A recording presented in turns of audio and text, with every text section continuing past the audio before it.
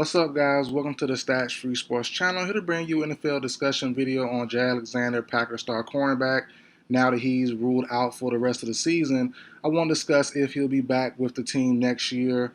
So Packers fans, non-Packers fans, comment down below. What's your thoughts on this? I also get into some possible replacements for him in case they do move off of him, and I also share my personal thoughts if they should or if they shouldn't. So let's get into the video, guys. So Packers cornerback, as I said, if you haven't seen the news already, Jaire Alexander yet again injured and out for the year for the Packers.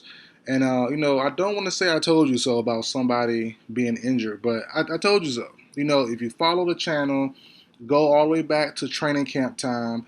I did a prediction video. Now, I was wrong on the move actually happened, on a move actually happening, but I figured this would be the case, not out for the year. Honestly, I don't hope that in no one, but just going off past history, Jaire Alexander's always banged up.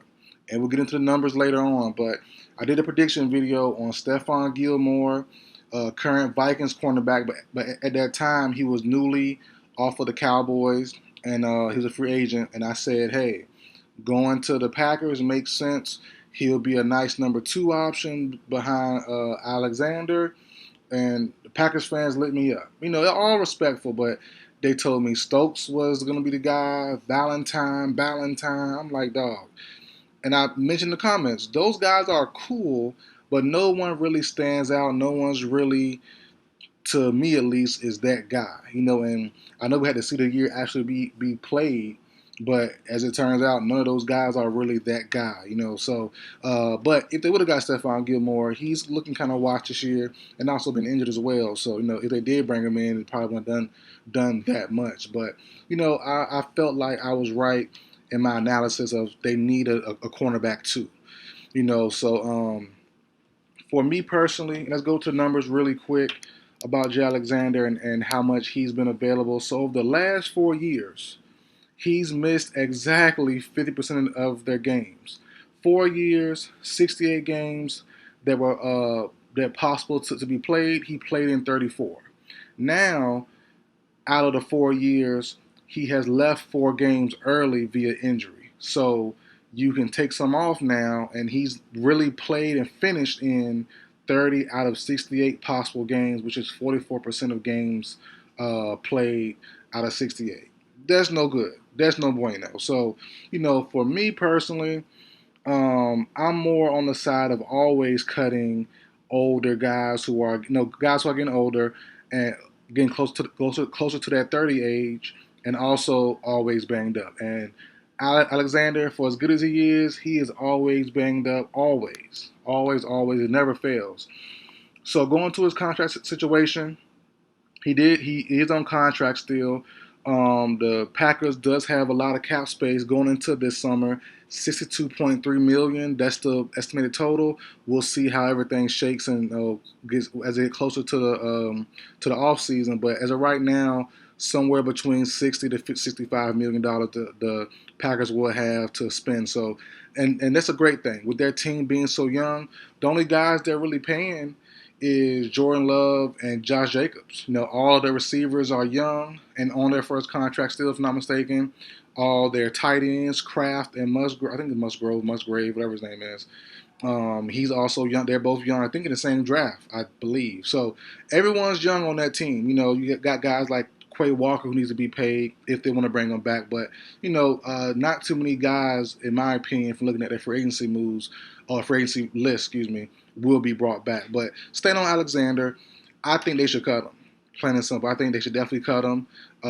Talented, but getting older, contract is definitely tough. And if you do cut him, you're gonna save around like $6 million.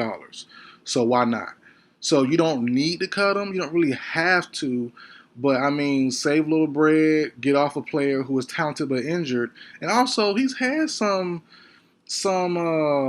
locker room fluff stuff going on, like just locker room nuisance stuff going on the last couple of years, making comments to the media and all that stuff. So, stuff like that never really fares well and stuff like this. Just the negative things, the minor negative things will always come to the light and stuff like this. Should they keep him? Should they not? And the locker room stuff, the comment stuff over the years and press conferences and stuff, and interviews. I just think that stuff will backfire, and he'll get another job. He'll get more money, no doubt about it. Maybe not as big as money he has now, the contract he has now, but he'll probably get another job, 1 year prove a deal. But a restructure is also possible too. They're definitely on the table. But going into some possible free agency move that they could make to replace him, one name in particular I like is Minnesota Vikings cornerback, soon to be free agent, most likely. No extension has been made as of yet, and that's cornerback Byron Murphy. He's turning 27 pretty soon, and as I said before on this channel, a lot of guys who are in the division like to stay in the same division, and the Packers need him, or the Packers need a cornerback, whether Alexander is there or not. In my opinion, still next year I'm gonna do the same video on a cornerback to come into Green Bay, unless if Alexander leaves, then they need a cornerback one. But I like Byron Murphy. I think Murphy makes a lot of sense. Should be cheaper than guys like Carlton Davis, Shavarius Ward, DJ Reed, Jonathan Jones. Those guys could be a little more expensive. So Byron Murphy or probably Jonathan Jones. Those two, he's up there. He's up there. He's 32 years old, will be 32 years old by the time next year's season starts. So I'm liking those two guys. Ward, Reed, and Davis, kind of a little pricey. I don't think the Packers will spend that much money on bringing in an outside corner. So those are three guys. Maybe even Rasul Douglas. That's not a bad option either. Dante Jackson, maybe. Guys like that.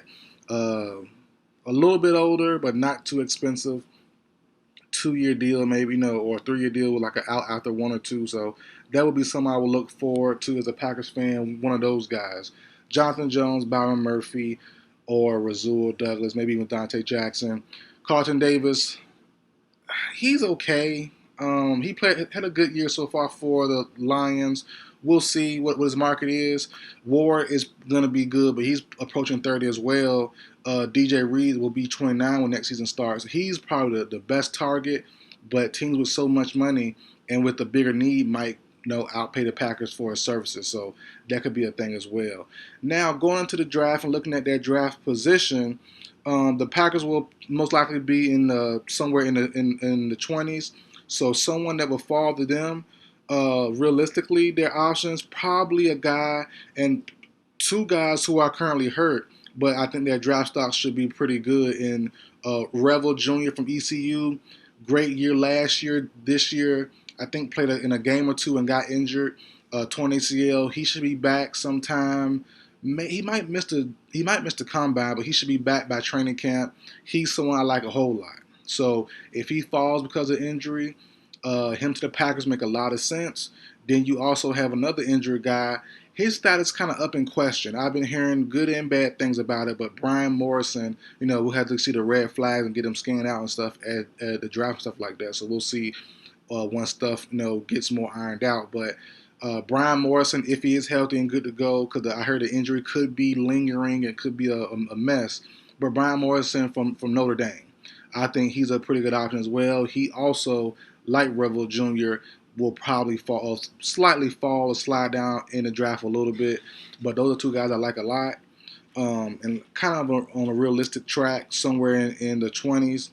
You also can look at Denzel Burke he's probably not a first rounder, but a guy like Denzel Burke from Ohio State, he's not bad.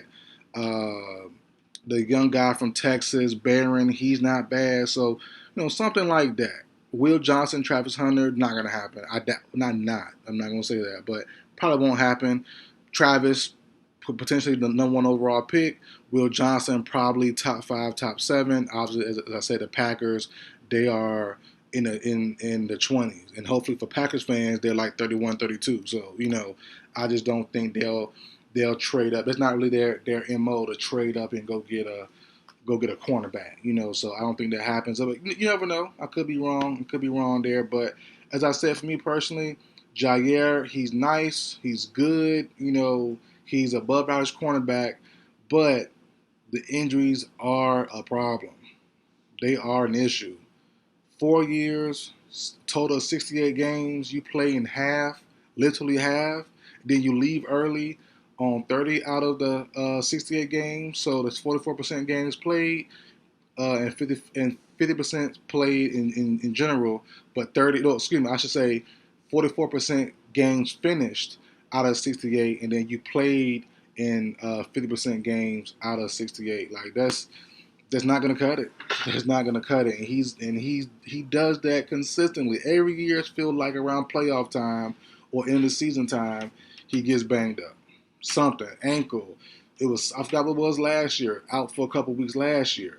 It's like, dog, I know you can't control it, and I know you're trying your best, but man, we just can't keep you long term if you keep doing that. I think the Packers should probably have enough by now. I love their safety group, but I just don't love their cornerback group. I truly don't. I've said it. I said it during the preseason training camp time. I'll say it again now. I don't love their cornerback group without Alexander. I don't really overly love Stokes, Valentine or Nixon. Like I just don't. I don't see the hype about it. And Packers fans were beating me down respectfully in the comments like, dog, no, you don't understand. You don't watch the team. Valentine's nice. Stokes is the guy. I'm like, I said it. Like I said, I said it before the season started, and seeing them play this year, nothing special. Nothing special. But we'll see. We'll see. A restructure is definitely possible, too. He could stay on for one more year. But as I said, if you're a Packers fan, I don't know why you wouldn't want that. Even the players, like not players, but the GM and the team president and the coach Matt LaFleur, why would you want a player who can't be available? The best of ability is availability, and Alexander does not have that. Clearly, he doesn't have it. Respect to him, great player, all that good stuff, but availability is not there. But we'll see. We'll see, man. But that's it for the video, guys. Like, share, comment, subscribe. I will see you guys next time.